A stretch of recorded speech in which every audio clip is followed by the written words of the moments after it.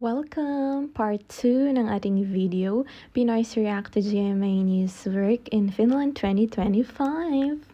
Salamat po sa panonood ng ating previous content sa Kunay Gaya Vlogs.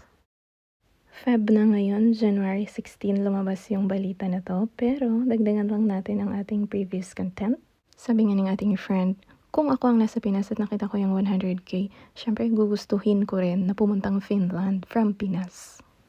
Parang personally, ako rin noon nung nakita ko yung 100k plus na offer ng Japan, nag-apply din ako, diba? Hindi lang natuloy noon. Ganon din naman yun, mag-aaral ka rin ng language. Hindi rin po pala na-mention yun sa balita, na mag-aaral ka rin ng Finnish language bago ka makapag-work.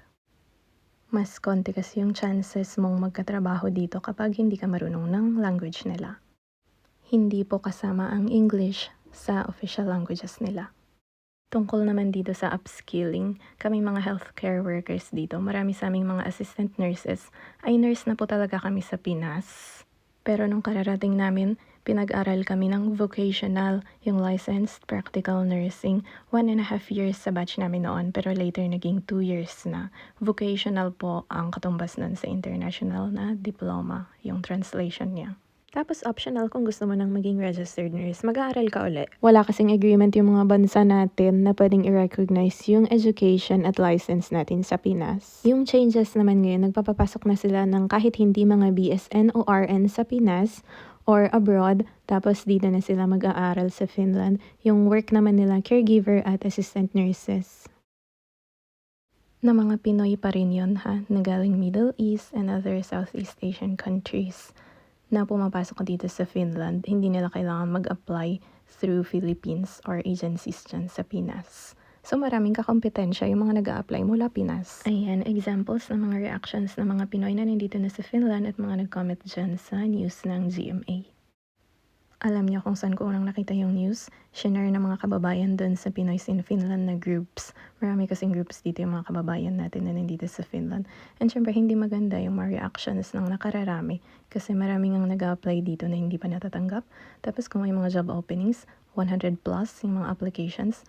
Yan yung mga applications na yun, nandito na silang lahat sa Finland. Wala pa doon yung mga balak mag-apply from Pinas, from Middle East, o yung mga SG, Taiwan. And dun sa comment ng isa, sila nga daw na mga on process na wala pang update sa kanila kung kailan sila pupunta ng Finland.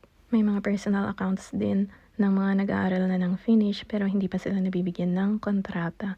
Under training pa rin sila ng Finnish language sa Pilipinas. Kaya nakikita niyo yung point of view ng mga taong yon na nakapila ng matagal tapos makikita nila na wow, open ulit, papuntang Finland daw. Pero example niyan, unfair naman yung may kakayahan rin sa buhay daw yung nakakapunta. Aba, pag may kakayahan, hindi ka naaalis ng bansa. And disclaimer, syempre nasasabi ko lang yung mga to kasi nandito na ako.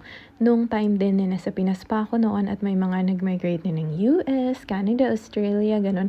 At alam ko dun sa mga consultation agencies na milyones yung kailangan mo para mag-migrate. Syempre nung time na yun, iniisip ko, may pera kasi yung pamilya nila. Pero hindi pala talaga, ganun yun. Marami sa mga yon ay nangutang din. Parang kami, nangutang din kami bago kami nakapuntang Finland. Hindi naman kami belong dun sa mga mayayaman. At saka kung mayaman ka ba, mag-a-abroad ka pa ba para maging worker at yung pinakamababa sa rank ng mga pwede mong applyan? Yun ba ang pupuntahan mo kung meron kang kaya sa buhay? Syempre parang hindi. Salamat pong muli sa panonood. Kunay Gaya Vlogs!